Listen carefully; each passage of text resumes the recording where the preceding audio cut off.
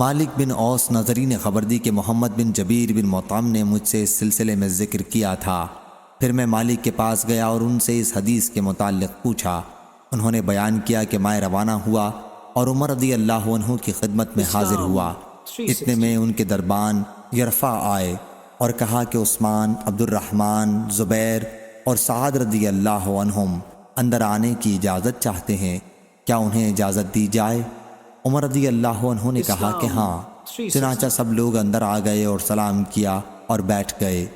پھر یرفع نے آ کر پوچھا کہ کیا علی اور عباس رضی اللہ عنہ کو اجازت دی جائے؟ ان حضرات کو بھی اندر بلایا۔ عباس رضی اللہ عنہ نے کہا کہ امیر المومنین رضی اللہ عنہ میرے اور ظالم کے درمیان فیصلہ کر دیجئے۔ آپس میں دونوں نے سخت کلامی کی۔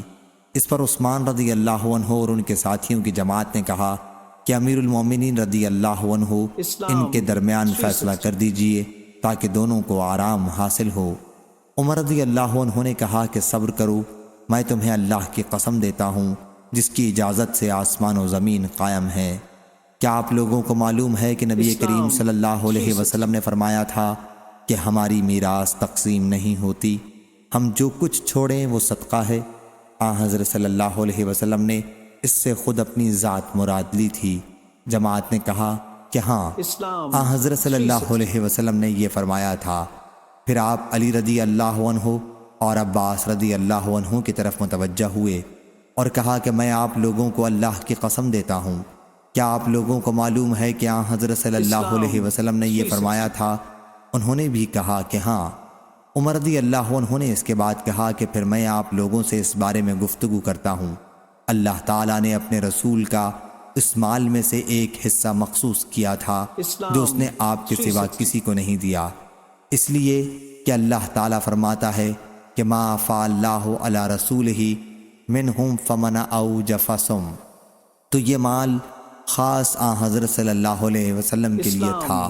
پھر واللہ حضرت صلی اللہ علیہ وسلم نے اسے آپ لوگوں کو نظر انداز کر کے اپنے لیے جمع نہیں کیا اور نہ اسے اپنی ذاتی جائیداد بنایا۔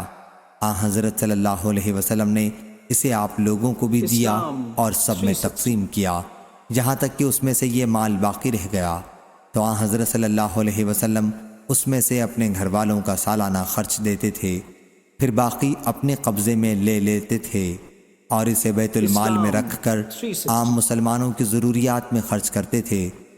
حضرت صلی اللہ علیہ وسلم نے زندگی بھر اس کے مطابق عمل کیا۔ میں آپ لوگوں کو اللہ کی قسم دیتا ہوں، کیا آپ کو اس کا علم ہے؟ صحابہ رضی اللہ عنہم نے کہا کہ ہاں۔ پھر آپ نے علی اور عباس رضی اللہ عنہ سے کہا میں آپ دونوں حضرات کو بھی اللہ کی قسم دیتا ہوں، کیا آپ لوگوں کو اس کا علم ہے؟ انہوں نے بھی کہا کہ ہاں۔ پھر اللہ تعالیٰ نے اپنے نبی صلی اللہ علیہ وسلم کو وفات دی اور ابو بکر رضی اللہ عنہ نے حضرت صلی اللہ علیہ وسلم کے ولی ہونے کی حیثیت سے اس پر قبضہ کیا اور اس میں اسی طرح عمل کیا جیسا کہ حضرت صلی اللہ علیہ وسلم کرتے تھے۔ آپ دونوں حضرات بھی یہیں موجود تھے۔ آپ نے علی اور عباس رضی اللہ عنہ کی طرف متوجہ ہو کر یہ بات کہی اور آپ لوگوں کا خیال تھا کہ ابو بکر رضی اللہ عنہ اس معاملے میں خطا کار ہیں اور اللہ خوب جانتا ہے کہ وہ اس معاملے میں سچے اور نیک اور سب سے زیادہ حق کی پیروی کرنے والے تھے۔ پھر اللہ تعالیٰ نے ابو بکر رضی اللہ عنہ کو بھی وفات دی اور میں نے کہا کہ میں رسول اللہ صلی اللہ علیہ وسلم اور ابو بکر رضی اللہ عنہ کا ولی ہوں۔ اس طرح میں نے بھی اس جائیداد کو اپنے قبضے میں 2 سال تک رکھا اور اس میں اسی کے مطابق عمل کرتا رہا جیسا کہ حضرت صلی اللہ علیہ وسلم اور ابو بکر رضی اللہ عنہ نے کیا تھا۔ پھر آپ دونوں حضرات میرے پاس آئے اور آپ لوگوں کا معاملہ ایک ہی تھا، کوئی اختلاف نہیں تھا۔ آپ عباس رضی اللہ عنہ اپنے بھائی کے لڑکے کی طرف سے اپنی میراث لینے آئے اور یہ علی رضی اللہ عنہ اپنی بیوی کی طرف سے ان کے والد کے میراث کا مطالبہ کرنے آئے۔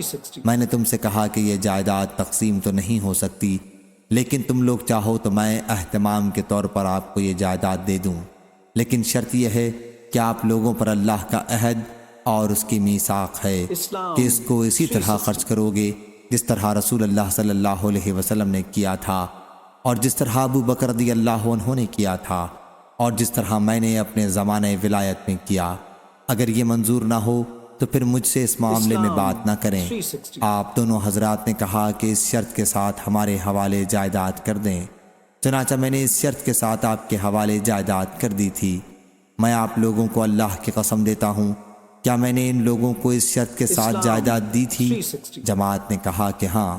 پھر آپ علی اور عباس رضی اللہ عنہ کی طرف متوجہ ہوئے اور کہا، میں آپ لوگوں کو اللہ کی قسم دیتا ہوں، کیا میں نے جائیداد آپ لوگوں کو اس شرط کے ساتھ حوالے کی تھی؟ انہوں نے بھی کہا کہ ہاں۔ پھر آپ نے کہا، کیا آپ لوگ مجھ سے اس کے سوا کوئی اور فیصلہ چاہتے ہیں؟ پس اس ذات کی قسم جس کے حکم سے آسمان و زمین قائم ہیں، اس میں اس کے علاوہ کوئی فیصلہ نہیں کر سکتا یہاں تک کہ قیامت آ جائے۔ اگر آپ لوگ اس کا انتظام نہیں کر سکتے تو پھر میرے حوالے کر دو، میں اس کا بھی انتظام کر لوں گا۔ صحیح بخاری حدیث نمبر 7۔ عبداللہ بن عتبہ سے روایت ہے، انہوں نے کہا کہ میں حضرت عائشہ رضی اللہ تعالی عنہا کی خدمت میں حاضر ہوا اور کہا، کاش رسول اللہ صلی اللہ علیہ وسلم کی بیماری کی حالت آپ ہم سے بیان کرتیں تو اچھا ہوتا۔ انہوں نے فرمایا کہ ہاں ضرور سن لو۔ آپ کا مرض بڑھ گیا تو آپ نے دریافت فرمایا کہ کیا لوگوں نے نماز پڑھ لی؟ ہم نے عرض کی، جی نہیں یا رسول اللہ، لوگ آپ کا انتظار کر رہے ہیں۔ آپ نے فرمایا کہ میرے لیے ایک لگن میں پانی رکھ دو۔ حضرت عائشہ نے کہا کہ ہم نے پانی رکھ دیا اور آپ نے بیٹھ کر غسل کیا۔ پھر آپ اٹھنے لگے لیکن آپ بے ہوش ہو گئے۔ جب ہوش ہوا تو پھر آپ نے پوچھا کہ کیا لوگوں نے نماز پڑھ لی ہے؟ ہم نے عرض کی، نہیں حضور، لوگ آپ کا انتظار کر رہے ہیں۔ آپ نے پھر فرمایا کہ لگن میں میرے لیے پانی رکھ دو۔ حضرت عائشہ رضی اللہ تعالی عنہا فرماتی ہیں کہ ہم نے پھر پانی رکھ دیا اور آپ نے بیٹھ کر غسل فرمایا، پھر اٹھنے کی کوشش کی لیکن دوبارہ پھر آپ بے ہوش ہو گئے۔ جب ہوش ہوا تو آپ نے پھر یہی فرمایا کہ کیا لوگوں نے نماز پڑھ لی ہے؟ ہم نے عرض کی کہ نہیں یا رسول اللہ، لوگ آپ کا انتظار کر رہے ہیں۔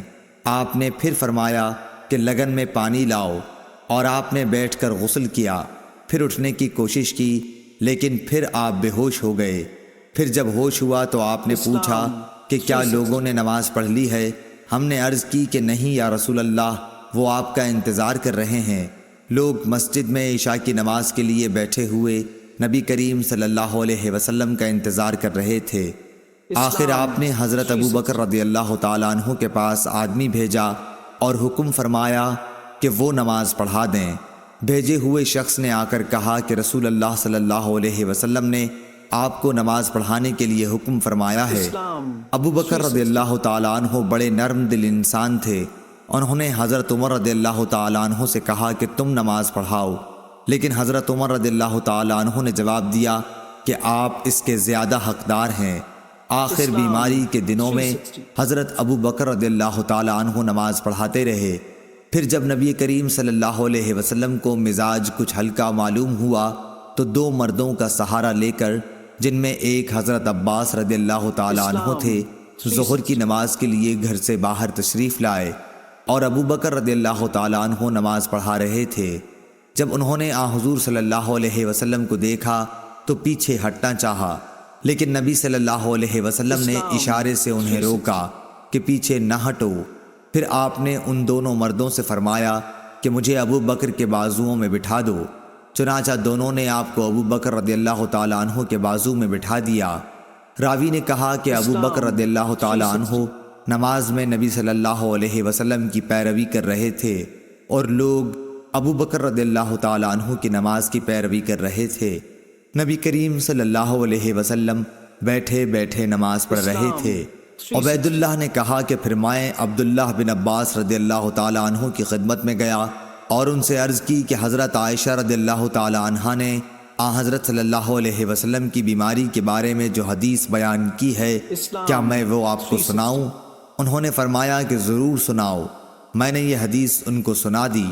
انہوں نے کسی بات کا انکار نہیں کیا، صرف اتنا کہا کہ کیا عائشہ رضی اللہ تعالیٰ عنہا نے ان صاحب کا نام بھی تم کو بتایا جو حضرت عباس رضی اللہ تعالیٰ عنہ کے ساتھ تھے؟ میں نے کہا نہیں۔ آپ نے فرمایا کہ وہ حضرت علی رضی اللہ تعالیٰ عنہ تھے۔